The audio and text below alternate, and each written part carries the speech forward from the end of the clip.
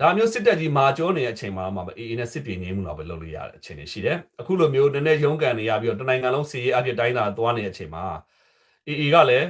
ရရှိတဲ့လက်နက်တွေကတော့အခုအေးကင်နေသောလက်နက်တွေအေးကင်နေသောဒီလက်နက်တွေတော်တော်များများကတက်မတော်ကပဲပေးထားတာဖြစ်တဲ့အတွက်ကြောင့်မလို့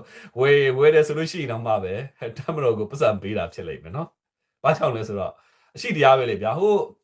ကျွန်တော်တို့ပလဝဘက်ကဗျူဟာတွေကြားတဲ့အချိန်မှာရသွားလက်နက်တွေကနဲတာမှမဟုတ်တာနော်ဒီနခခတွေတိတ်ခံတဲ့အချိန်မှာလည်းရသွားလက်နက်တွေကနဲတာမဟုတ်ဘူးဗျာနော်ကျွန်တော်တို့ဘယ်ခေါ်မလဲဆိုတော့စစ်သားတွေလိုအပ်ချက်လေးနည်းနည်းလေးអော်လိုက်တယ်ရောက်လာတယ် drone တွေရောက်လာဒီနေ့ပဲရောက်လာနောက်နေ့ကျအေးရဝင်သိမ်းသွားအဲ့လိုမျိုးလက်နက်တွေကတိမ်းသွားတဲ့အတိုင်းတာတွေရှိတာဟုတ်နော်အဲ့တော့အေးကိုဆိုဝင်ဦးမင်းအောင်လည်းဦးစီးပြီးတိုက်တာနော်တိုက်တာ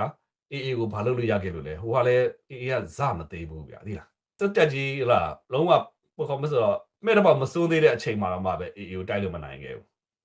အခုလိုမျိုးအဖက်ဘက်ကရုန်းကန်နေရတဲ့အချိန်နဲ့ဖြစ်သလိုအေးအနေနဲ့ဒီမဟာမိတ်ကလည်းဖွဲ့နိုင်သွားပြီလက်နက်ကလည်းရှိသွားပြီမြို့တွေကလည်းတိမ်းထားပြီးသွားပြီပြီးတော့ကျွန်တော်ရိုးမနှစ်ခုမှလည်းခိုလုံထားနိုင်ပြီနောက်ထပ်ဒီကပ္ပစတွေကိုလည်းဝိုင်းထားနိုင်တယ်ကပ္ပစတွေကိုသူတို့ကကန့်သက်ထားတာအဲ့တော့ကန့်သက်ထားပြီးဘယ်အချိန်ပေါက်လာမလဲဆိုတဲ့အခြေအနေမျိုးတွေအထိကိုဟိုကတိုးလာတယ်ဖြစ်တဲ့အတွက်ကြောင့်မို့လို့ဒီကရှေ့လက်နက်ကင်လန်းစဉ်ကတော့ဆက်လက်ပြီးတော့တောင့်ခံနိုင်သွားပြီပေါ့ဒါနိုင်မနိုင်မဲ့ကျွန်တော်မပြောလို့ဒါပေမဲ့တောင့်ခံနိုင်သွားပြီကျွန်တော်တို့ပြောနေသလိုမျိုးဒီလက်နက်ကင်လန်းစဉ်ဒီတော်လန်ရေးဟာအမုတ်ချိတ်ခံရမယ်ဆိုတာကတော့ခင်ဗျားတို့ကျွန်တော်တန်နေရရှိ